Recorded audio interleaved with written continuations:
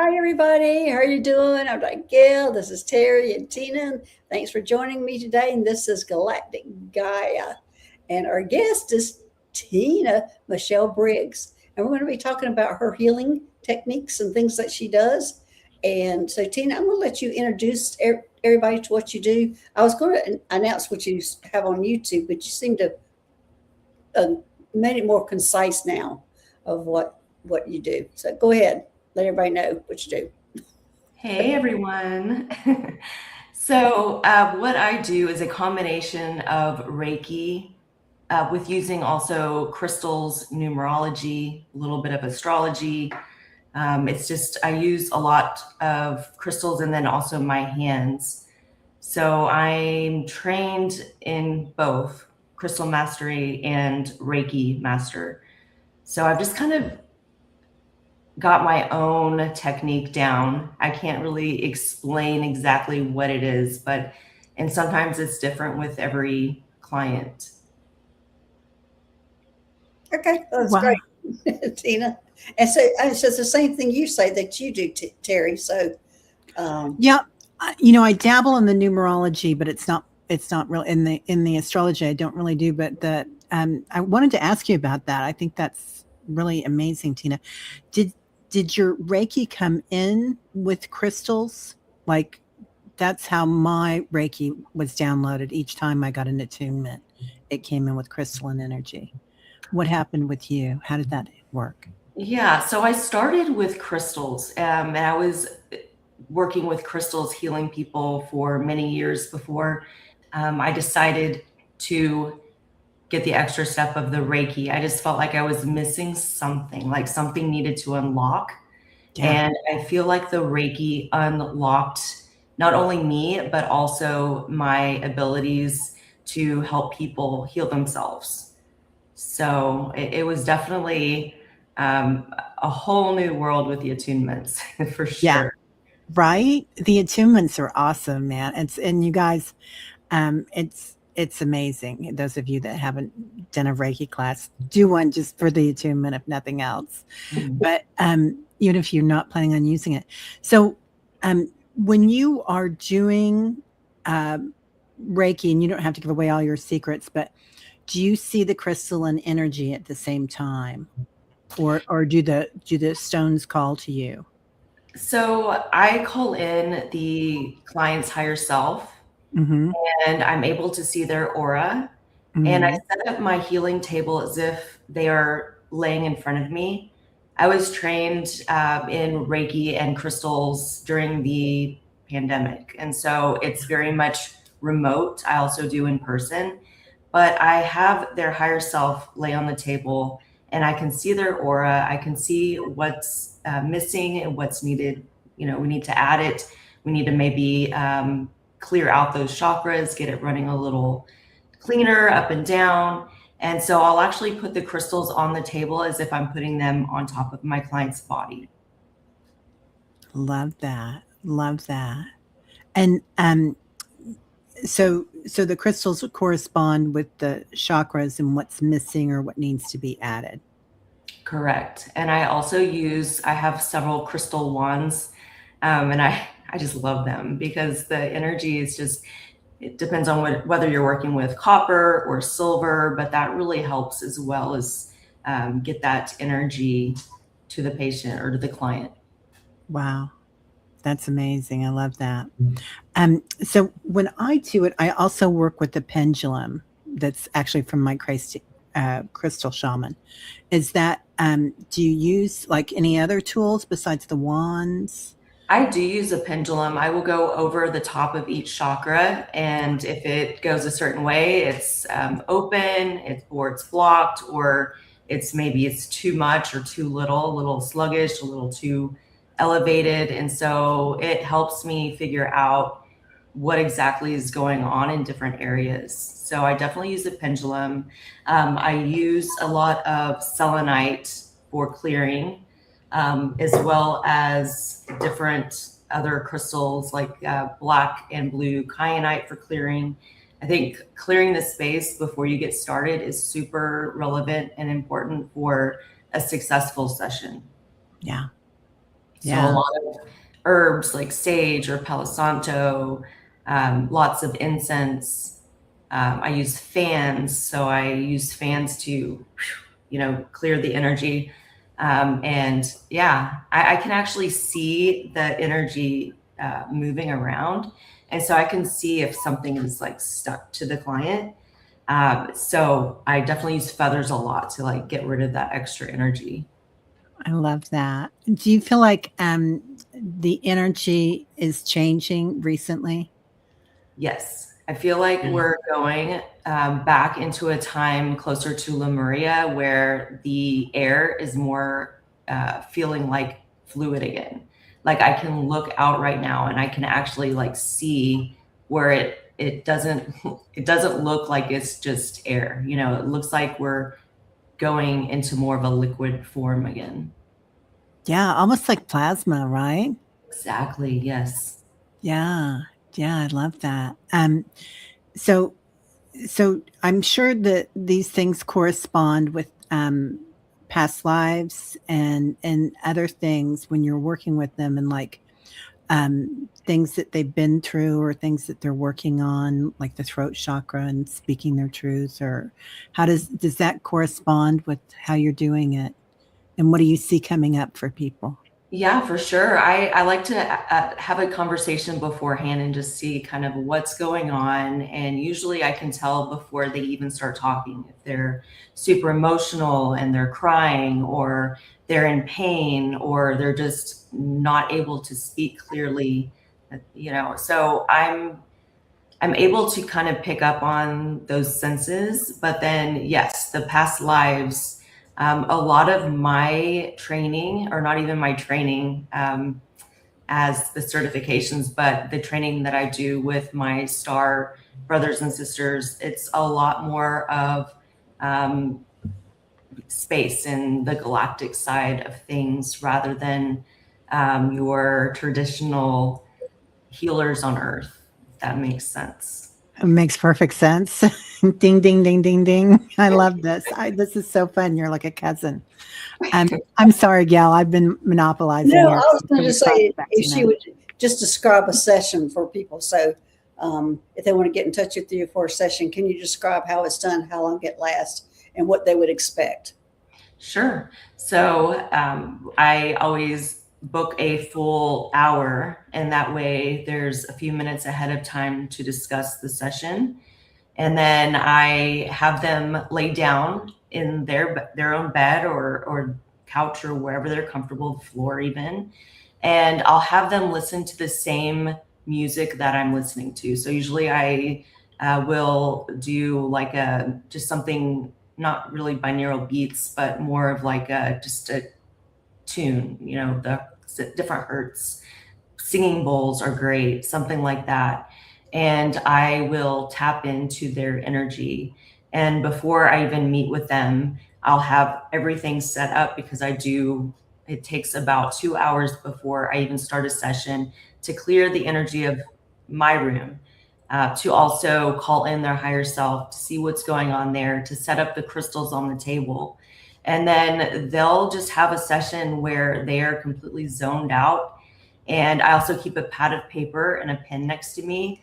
And as I'm seeing things, because my third eye is completely opened and activated, and to the point where, like, if I tune in to the energy, I can, even with my eyes open, I can tap in. So I'll write down what I see, what I feel, different messages. Sometimes people come forward who are deceased. And they'll have messages. Sometimes I just see the person's face perfectly. And so I'll say, hey, this man came forward and, I saw this. And that they'll just be like, I know exactly who that is. And then once the session is finished, during the session, I'll say this too. During the session, I think it's really important. So I always have selenite in one hand and I have my wand in the other hand. So it's always just pure, divine, radiant light. I don't work anywhere except for the light. And so I go through all the chakras. I, first test and see what's sluggish, like I said, what's open, what's closed, and with my pendulum. And then I'll go back through with my wand and I will just deplete any negative or unwanted energy from the body. And then I will use my left hand to raise up to source, and I will fill the chakras back up with source energy. So that just is, it's a really strong attunement for people who maybe they're perfect or whatever, and everything's going good. Everybody needs a little charge or a boost every now and then. So I work with the sunshine. I don't really work a lot with the moon. I work with the sun. And so if I can be outside, sometimes I'll do sessions even outside whenever it's not 100 degrees in Texas. Yes. Yes, it's 100 here too. Right. And so after that, I will wait for my client to call me and we'll do a video chat. And, you know, after they wake up, I don't rush them. And we'll just do a little chat and, you know, kind of talk about the integration of what I saw and then what they felt, which is super important. And then sometimes I'll pull some cards for them as well, just to kind of give them a little extra clarity about whatever it is that maybe I missed out on. So what kind of people come to you? What would you be looking for? You know, you? all walks of life. I have clients, everything from doctors to carpenters to school teachers. And it's funny because a lot of the people who come to me are professionals. And so they're not necessarily even believing in what I do, but they know that I take my work very seriously. And I didn't just step into this. This has evolved. I've evolved my life so much. So they know me. And so they're like, well, if you're doing this, then there's got to be something to it. So I think there's just a lot of reputation and trust built up already, but then it's word of mouth. I don't really advertise much for my healing. So people will just come to me and ask about getting a package and then they tell their friends. So what is the package? Well, I like to do a package of at least 5 sessions because it's kind of like, as you know, like chiropractic, if you adjust something, it's great and they'll feel great when they leave, but a couple days later, it might slip out again. You know, that chakra might kind of get sluggish again, or they'll have a dream that, you know, is something that's scary for them or something. And so they need another adjustment of the energy field. And so are these people having symptoms? They're going, okay, let me call Tina, or what's going on with them that they're thinking to call you for a session? I think it's a good combination of both. They have symptoms and the curiosity of what is it that I'm doing. And I've never had anyone say that they felt worse after. Usually everybody is just like, wow, you know, they're blown away. They feel things, sensations during it. Sometimes memories unlock for them, or their third eye opens and all of a sudden they're able to see what, you know, they thought they could never imagine. You know, until it happens to you, it's kind of hard to explain. Okay. All right, Teri, I've done my questions. Go ahead. No, I'm just, I love this. I love what you're doing, Tina.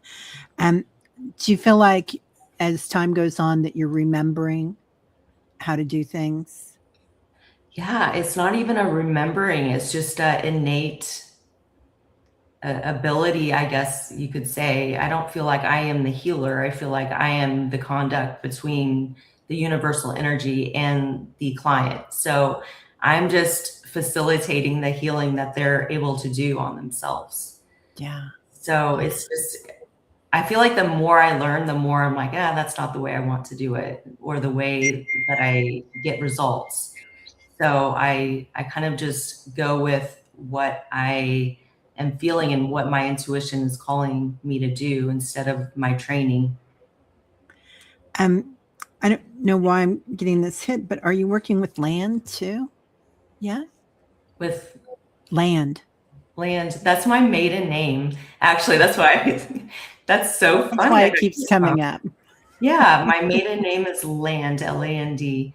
So I only have one of my planets in Earth. And so I just don't, I love Earth. I love it. I love the water. But I can look out at the trees and say, okay, they're really pretty, but I don't need to be down there and getting poison ivy or anything like that. So I'm trying to work more with the land, but I'm much more of a beach girl, you know? So I love the water. I love the sunshine. So the fire and the water and just the air really, but I'm trying to work more with the land though.